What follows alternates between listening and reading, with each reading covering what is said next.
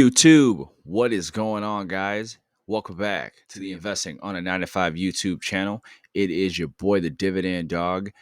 On today's video, we'll be going over 2 EV ETFs to buy in the EV industry right now. But before we get into the video, I want to give you guys a shout out there per usual for hitting that like and subscribe button. We're almost close to 200 subscribers, so you guys keep smashing that subscribe button and keep liking the page for us. It's letting us know that you guys are liking the content and it is helping us grow. So thank you guys for that. And if you're new to the channel, welcome. Don't forget to hit the like and subscribe button so you do not miss out on any future updated content. So let's go ahead and dive into these 2 ETFs, guys. But before we do that, you guys always know I like to throw in a little curveball right before we get into the ticker. But the US and Japan, about an hour ago, just did a deal on EVs, battery minerals. So what that means is they announced a trade deal on battery minerals that is key to strengthening their battery supply chains and granting Japanese automakers wider access to the new tax credit, which is mainly aiming to reduce the US-Japanese dependence on China for these materials for the EV batteries. So once I saw this come through here in my Discord trading lounge, shout out to the trading lounge. Once I saw this come through, because this is also maybe affecting, some ETFs for options playing as well, long, short term or medium term, depending on how you're looking at it. But for long term, these 2 ETFs popped up in my head and I was like, I got to throw a video together for you guys. So the first one is DRIV. So it closed out at 2260 today. This is the last year to date. Yep, year to date from January, obviously up until now. Stock really hasn't done much, which means that it's good time for opportunity for long. Got a high expense ratio, 0.68, but you also have to know what we're owning within this ETFs. So DRIV seeks to invest in companies involved in the development of autonomous vehicle technology, aka EVs, as well, and EV components and materials. This includes companies involved in the development of autonomous vehicle softwares and hardwares, and as well as companies that produce EVs, EV components such as lithium batteries, and critical EV materials such as lithium and cobalt. I meant lithium here. So ticker DRIV. Got 36 million shares. There's 75 companies within this ETF. These are the top holdings here. So you got NVIDIA, Tesla, Apple, Google, Qualcomm, Toyota, Intel, Honeywell, Microsoft. So these are all companies that are not just producing EVs, but are just also making the components, all types of the instrumental parts that are going to be needed to make the EV market be successful. So with some reasons to consider DRIV, you got high growth potential, advanced clean technologies. EVs are planning to produce zero emissions, meaning broader adoption could result in reduced greenhouse emissions and so on. It gives you global exposure to different sectors. We're going to be, minimum risk, but we're going to be also exposed to a lot of different sectors within this ETF. So total returns here, you have a lifetime return of 10% for it. In the last 3 years is 20%. Past year is down 13%.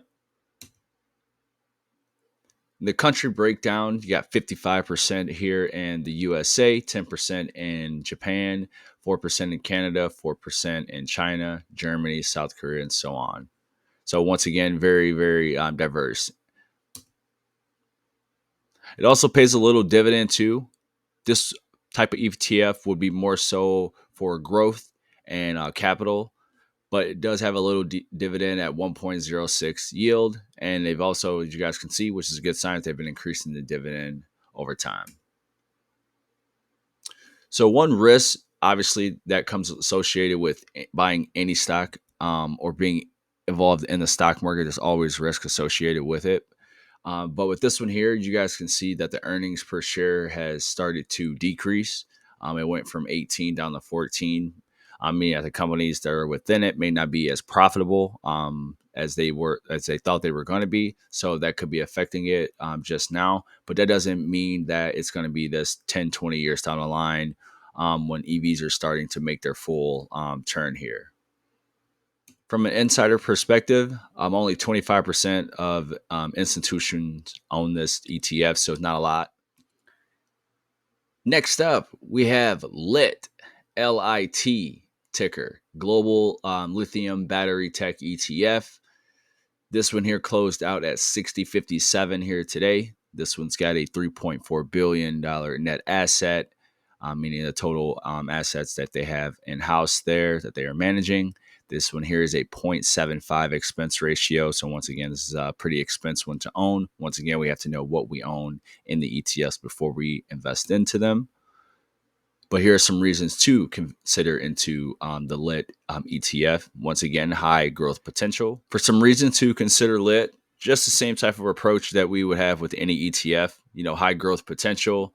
What do they do? Providing for the society as itself. So there's high growth potential, obviously, with batteries being connected to the EVs. Once that market starts to make some positivity with the trend there, I feel the batteries will also follow suit.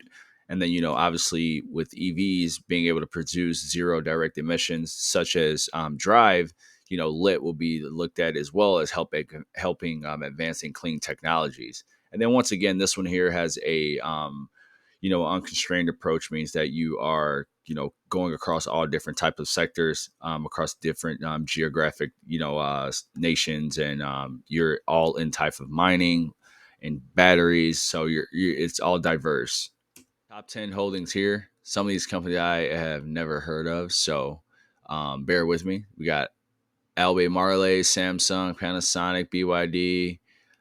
This company here, Tesla. Of course, you got Tesla everywhere, guys.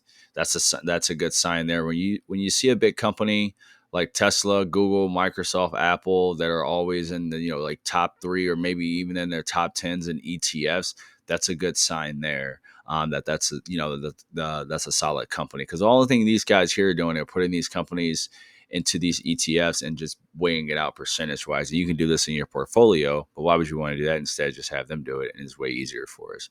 But you got this Sociedad.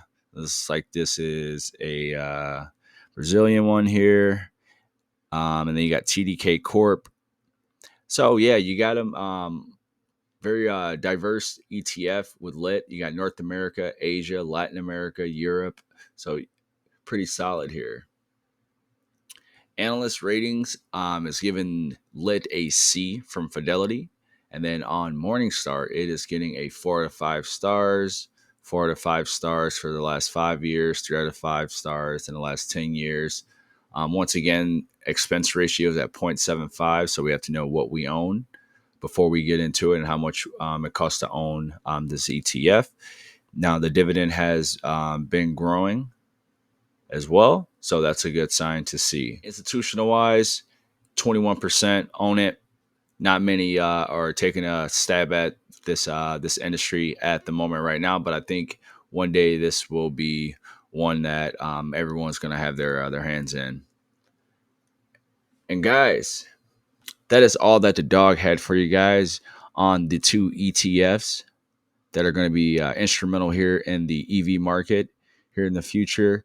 Many experts believe, that the EV industry will continue to grow in the coming years. As you guys can see, the governments around the world are trying to promote cleaner energy, transportation. They're trying to figure out ways to, work together to benefit each other from the EV boom.